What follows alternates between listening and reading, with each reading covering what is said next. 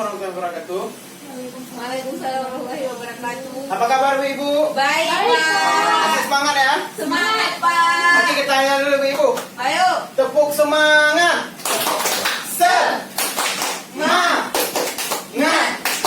Semangat. Oke.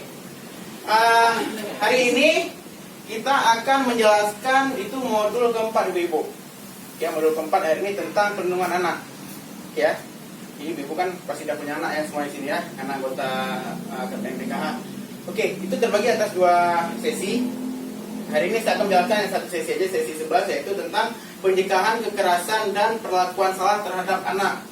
Oke, mungkin selama ini dalam mendidik atau dalam berbicara atau dalam menghadapi anak, mungkin ibu-ibu mungkin pernah kadang keliru atau mungkin nggak tahu, bahwa perlakuan kayak itu salah ya untuk anak, berdampak buruk bagi anak. Mungkin kita nggak tahu. Jadi kita sama-sama sharing di sini Bu ya. Mungkin kita jelaskan sedikit ya. Harapan kita sesudah sesi ini ibu-ibu itu mampu melakukan pencegahan kekerasan dan perlakuan salah terhadap anak-anak ibu atau anak-anak yang ada di lingkungan ibu-ibu. Ya, termasuk pencegahan kekerasan terhadap anak istimewa. Apa itu anak istimewa? Mohon maaf, anak istimewa itu kalau di istilah kita itu orang dengan kebutuhan khusus atau disabilitas kalau di istilah kita, yang punya kekurangan, mohon maaf, baik itu cacat fisik, mental, segala macam. Itu anak istimewa ya penyebutannya ibu ya. Dan kita bilang anak cacat, nggak boleh. Anak istimewa karena semua anak itu adalah titipan Allah. Ya. Oke, serta deteksi dini terhadap kekerasan seksual. Jadi mungkin sekarang kita banyak lihat kasus-kasus baik itu di media cetak, di koran ataupun di televisi, kita lihat banyak tindak kekerasan seksual terhadap anak. Seperti apa misalnya? Mohon maaf, eksploitasi anak, mungkin anak yang terjebak prostitusi atau anak yang dijual oleh orang tuanya, segala macam ya. Mohon kita harap jangan ada kejadian seperti itu di daerah kita ibu-ibu. Oke ya. Kemudian apa itu anak? Oke, anak itu yaitu yang termasuk golongan anak, yaitu anak orang perempuan dan laki-laki yang usianya di bawah 18 tahun atau yang belum 18 tahun. Oke, kemudian anak itu punya hak ibu-ibu. Apa itu hak anak? Itu hak anak itu hak yang melekat pada martabat manusia sebagai insan ciptaan Tuhan Yang Maha Esa, yang sifatnya tidak boleh dilanggar oleh siapapun dan yang seolah-olah merupakan suatu holy area, yaitu hak yang ada pada diri anak. Jadi sesuatu yang nggak boleh kita taati, hak penuh dia untuk mengelola diri dia. Oke ya. Kemudian apa masuk hak anak ibu-ibu? Mungkin kita jelaskan di sini ada 31 hak anak. Oke, kita baca beberapa saja. Mungkin Ibu Desi bisa membaca mungkin? Yang itu Pak ya, 31 hak anak. Coba Ibu baca apa hak anak? Hak anak. Ya. Yang pertama itu bermain, Ya. kedua berkreasi, berpartisipasi, berhubungan dengan orang tua bila terpisah, Ya.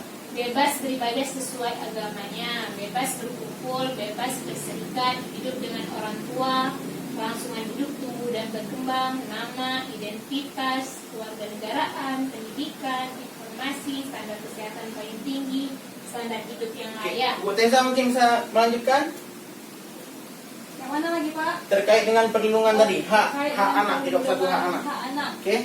Pribadi dari tindakan penangkapan sewenang-wenang, dari perampasan kebebasan, dari perlakuan kejam, hukuman dan perlakuan tidak manusiawi, dari siksaan fisik dan non fisik, dari penculikan, penjualan dan perdagangan atau trafficking, dari eksploitasi seksual dengan kegunaan seksual, Ya.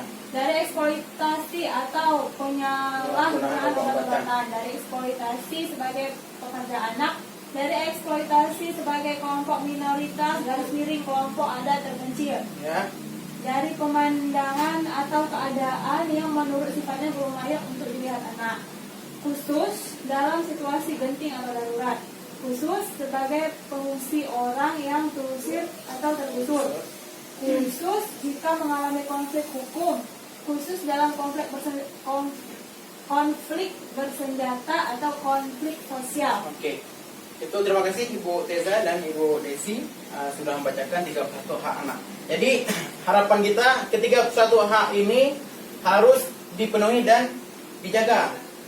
Oke, saya jabarkan sedikit. Seperti bermain. Itu kalau bisa memang di usia anak dia harus banyak bermain. Jangan kita paksa dia untuk mengerjakan pekerjaan-pekerjaan yang berat. Misalnya anak umur yang katakanlah masih 6 tahun, itu yang kita paksa untuk melakukan pekerjaan rumah. Misalnya kalau dia mau memang sesekali dia ikut kita membantu sambil dia bermain, itu nggak masalah ya. Itu salah satu metode permainan juga. Cuman kalau kita udah wajibkan ke dia, kamu harus bekerja, kamu harus membersihkan rumah jam sekian, itu kan menjadi beban psikis bagi dia, beban pikiran bagi sana. Itu nggak baik. Itu sama dengan kita melanggar hak-hak dari anak. Kemudian dia bebas berkreasi, dia bisa menjadi apapun. Kadang-kadang orang tua kan kayak gini, kita pingin anak itu jadi apa yang kita inginkan. Katakanlah dia pingin jadi seorang guru, dia suka mengajar, dia punya hobi untuk mengajar mungkin. Tapi kita pingin dia itu jadi polisi mungkin. Itu kan dah berlawanan dengan hati dia. Oke. Biarkan dia bebas. Biarkan dia jadi diri dia sendiri. Oke, kemudian identitas dia, kesehatan dia, pendidikan itu sangat penting untuk dipenuhi hak-haknya. Oke. Kemudian ada lagi tentang kekerasan terhadap anak. Oke. Apa itu kekerasan terhadap anak? Kekerasan terhadap anak itu adalah setiap perbuatan terhadap anak yang berakibat timbulnya kesengsaraan atau penderitaan secara fisik, mental, seksual, psikologis, termasuk penelantaran dan perlakuan buruk yang mengancam integritas tubuh dan merendahkan martabat si anak. Jadi kekerasan itu tidak hanya fisik. Yang sekarang mungkin pemahaman kita yang namanya kekerasan itu kekerasan fisik. Tidak cuma itu. Di sini jelaskan kekerasan secara mental. Bisa kita bentak si anak, kita marahin dia, ya kan? Mungkin secara fisik dia nggak terluka, nggak ada merah-merah, nggak ada keluar darah, tapi hatinya yang berdarah, perasaan yang terluka. Itu harus kita jaga, karena nanti akan mempengaruhi mental dia di masa depan. Oke, Ibu. Kemudian secara seksual tadi, mungkin anak-anak yang korban kekerasan seksual atau eksploitasi sosial itu termasuk juga dalam kekerasan. Kita harus dilindungi. Tidak hanya anak kita sendiri, anak-anak ada di lingkungan kita, yang ada di daerah kita. Seandainya kita tahu ada kasus-kasus seperti itu, ada kasus kekerasan seksual, kita jangan takut untuk kita lapor. Oh, kita nggak berani mungkin kita lapor langsung ke polisi. Buat kita lapor misalnya ke kepala dusun atau ke kepala desa. Itu memang kita tahu ada tetangga mungkin, tetangga kita yang suka mukul anak sampai berdarah, mungkin sampai benjol-benjol, atau sampai biru, sampai bengkak mungkin muka anak itu. Itu kan sudah termasuk kekerasan dalam rumah tangga atau kekerasan terhadap anak. Itu kita jangan sungkan-sungkan untuk kita lapor. Itu dilindungi oleh undang-undang ya. Itu bisa dijerat hukum bagi pelaku-pelaku kekerasan terhadap anak tadi. Kemudian perlakuan salah.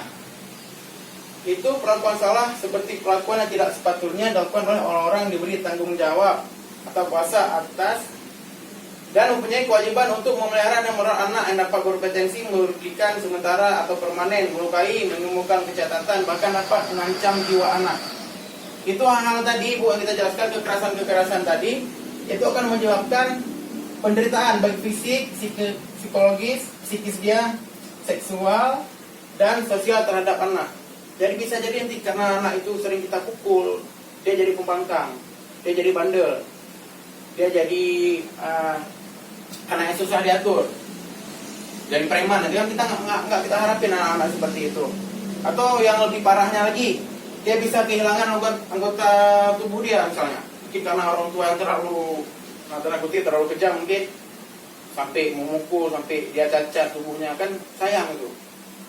Seharusnya anak itu dilindungi, apalagi oleh orang terdekat dia, tapi malah kita yang menghancurkan masa depannya dengan melakukan kekerasan terhadap dia. Dekat rumah saya, Pak. Ada kasus seperti apa? Jadi tapi anaknya itu agak jauh rumahnya dari saya, Pak. Masih di lingkungan Ibu Desi ya? Ya, tapi pernah saya lihat. Jadi anaknya tuh, Pak, kan, kalau bisa ketemu sama orang tuh kayak takut gitu, Pak, dia jalannya gitu.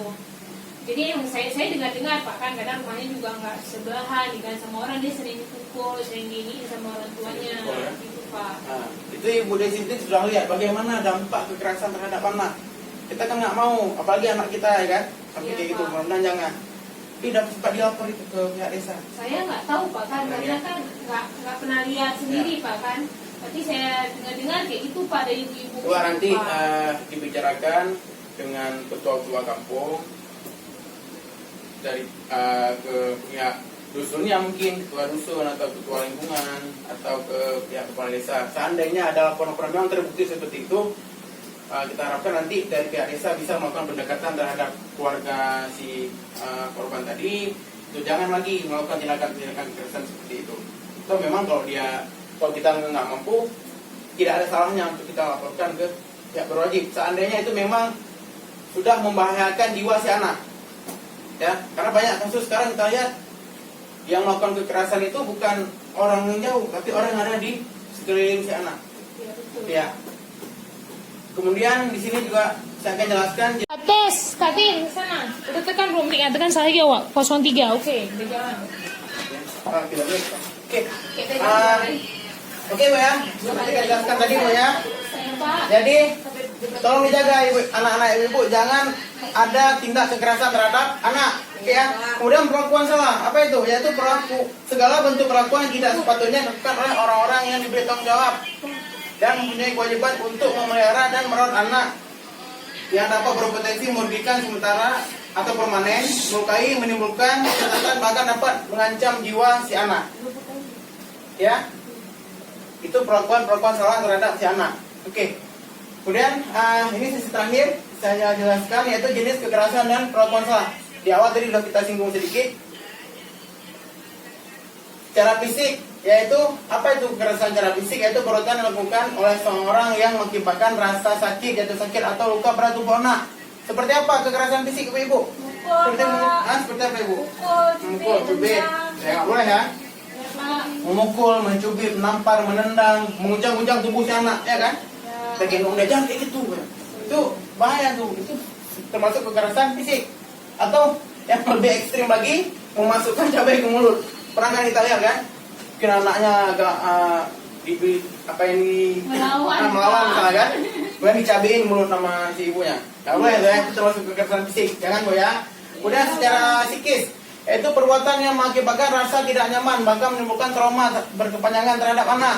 Kekerasan ini sering terjadi berulang-ulang, bahkan tanpa disadari atau disadari oleh pelaku. Marah, Pak ya? Ya, Dimarahin kita marah. gitu. Atau kita Ngapain gitu, Pak ya? kita benci anak, atau anak nggak tahu apa-apa, tiba-tiba dia jadi sasaran kemarahan kita. Misal kita mungkin lagi ada permasalahan di luar, capek mungkin kerja seharian, kemudian kita lihat anak kita bikin kesalahan, langsung kita marah-marahi, atau kita bentak dia, atau kita plototin, atau kita banding-bandingkan, itu akan merusak psikologis dia ya. Misalkan di rumah, katakanlah si adik itu kurang berprestasi dibandingkan dengan si kakak, nanti kita bilang, oh mak adik ini bodoh, nggak kayak kakak, misalkan, itu dia merasa terhina gitu, terluka hatinya ibu-ibu. Itu gara-gara kita kata-katakan dia itu bodoh, akan tertanam di jiwa dia, oh, kayaknya iya memang aku bodoh. Makanya kita lihat bisa jadi prestasi di sekolah dia akan menurun, gitu ya. Jangan ibu-ibu ya. Dan terakhir itu kekerasan secara seksual, ya ini yang paling sering terjadi sekarang. Dan ini juga yang jarang terekspos. Karena kenapa? Banyak korban-korban itu tidak berani untuk mengungkapkan bahwa dia adalah pelaku, atau dia tidak sadar bahwa dia sudah mengalami kekerasan secara seksual, ya. Yaitu contohnya yaitu seperti misalnya ada orang yang sentuh-sentuh kita mungkin, atau pegang si anak. Ini sangat ditekankan bagi ibu-ibu untuk mengajarkan kepada anaknya dijaga, tubuh dia itu dijaga, terlebih-lebih anggota organ-organ intim dari si anak.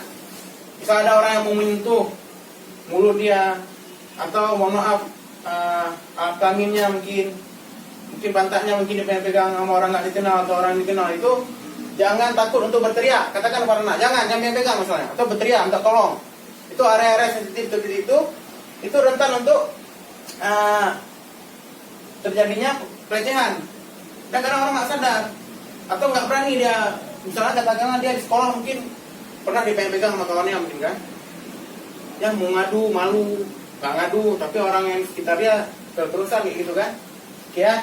Terlebih-lebih orang yang di lingkungan dekat si anak, keluarga, itu sangat dijaga ya, jangan pernah melakukan tindakan seksual, pemerkosaan, sodomi misalnya, atau yang lebih ekstrim lagi itu dijual anaknya ke mucikari, terjebak dia ke industri, ke prostitusi misalnya.